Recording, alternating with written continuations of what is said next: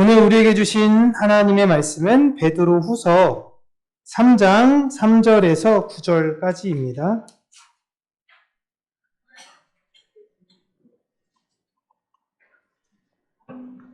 베드로후서 3장 3절에서 9절 우리 함께 읽겠습니다. 신약성경 386쪽입니다. 386쪽 베드로후서 3장 3절 우리 함께 읽습니다. 먼저 이것을 알지니 말세에 조롱하는 자들이 와서 자기의 정욕을 따라 행하며 조롱하여 이르되 주께서 강림하신다는 약속이 어디 있느냐?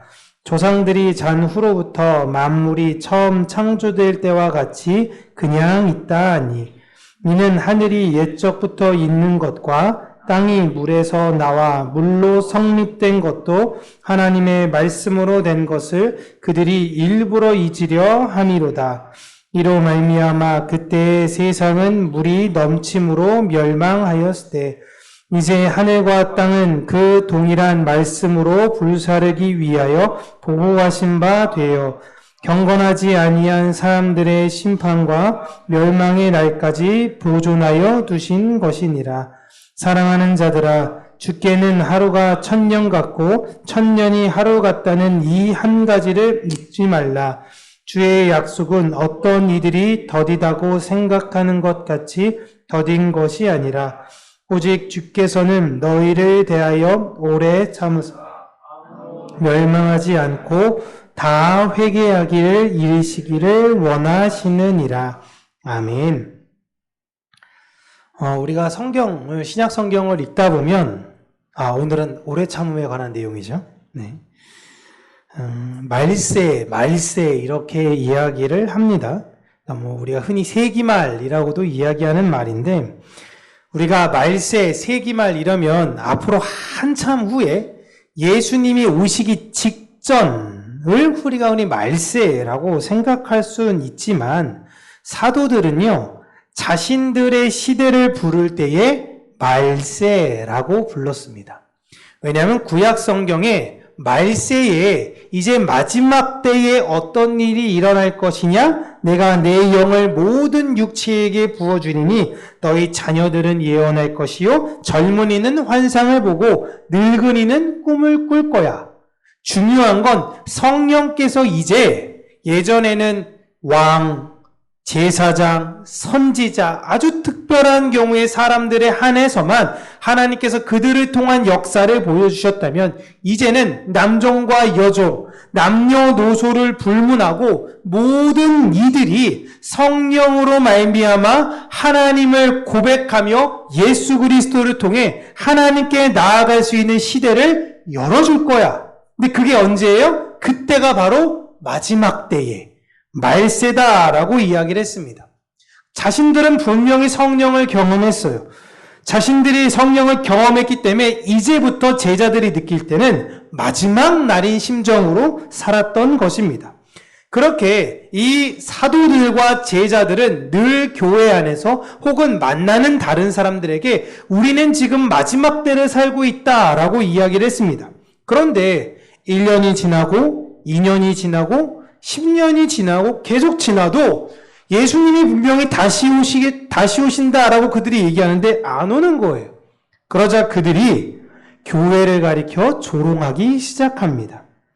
니네가 그렇게 말하고 기다리는 예수 그리스도는 도대체 언제 오시는 거냐라는 거예요.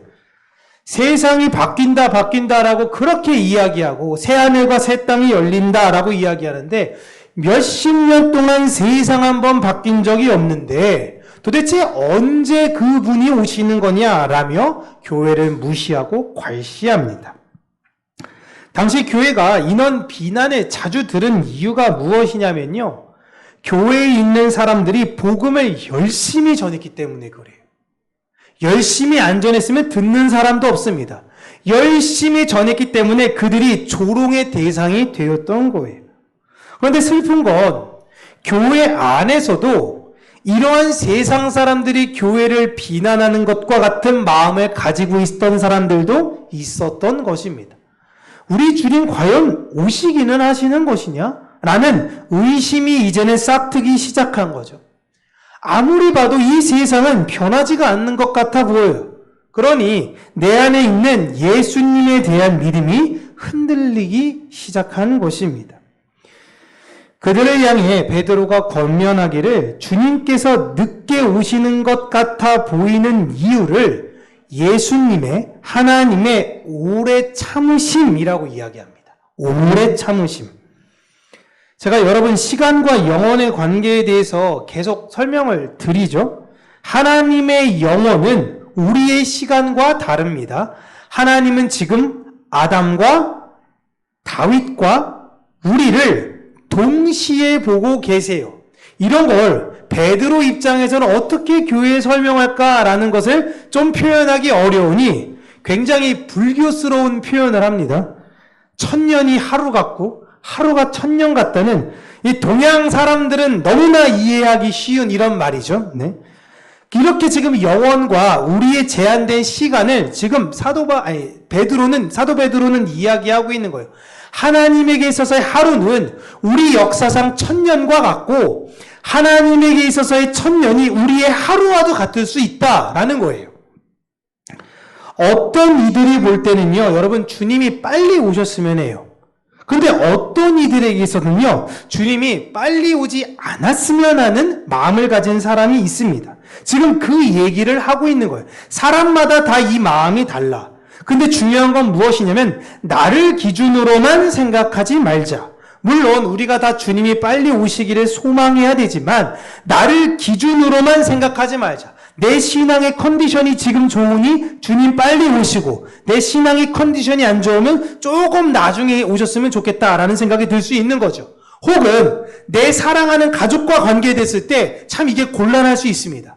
나를 생각하면 주님 빨리 오시는 게 좋을 것 같은데 내 자식을 생각하면 지금 오시면 큰일 나.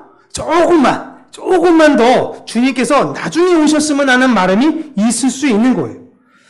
하나님께서 아직 구원하실 이들이 남아있으심에 우리는 나만 생각하는 것이 아니라 우리가 어떻게 살아야 되느냐, 베드로가 이야기하는 건 그 사랑을 그냥 전하며 살면 되는 것이다 라는 거예요. 특별히 9절에 보시면요, 너희를 향하여 오래 참으사 아무도 멸망하지 아니하고. 자, 여기도 보세요. 누구를 향하여 오래 참으시는 거예요, 하나님 지금? 세상을 향하여가 여러분 아닙니다. 너희를 향하여예요.